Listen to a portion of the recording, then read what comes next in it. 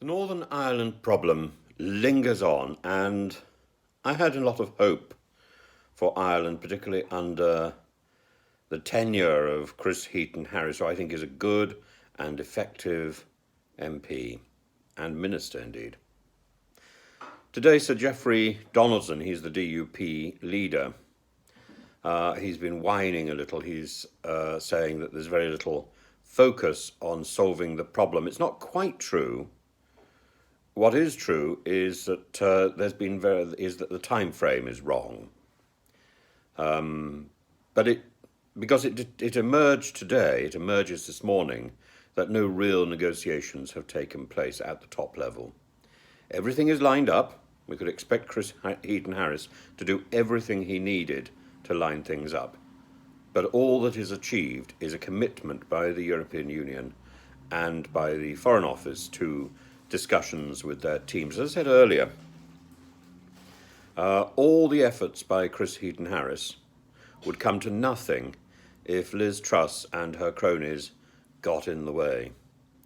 And that's what they did. They did exactly that. On Friday, James Cleverly, the Foreign Office Minister, spoke to Markus Sefcovic, the EU negotiator.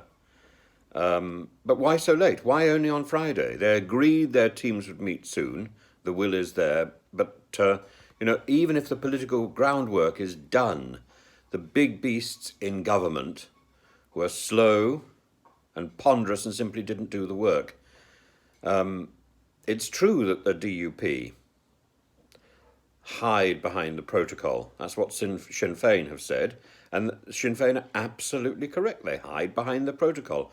But this was obvious from the very beginning. If something is obvious, one can find a way around it.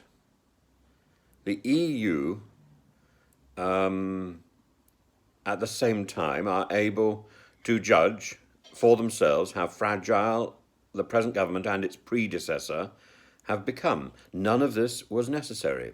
This is something that has been brought about by the stupidity and irrational ambitions of Liz Truss. A solution was in reach, and it is another casualty of Truss's administration. I'm utterly shocked by the tardiness and the dilatory insouciance, the debilitating indifference of the Foreign Office. I really don't see how this can be resolved until James Cleverly and Sefcovic's teams meet up, and there is no date. There's no date set for that. This is kicking the can down the road.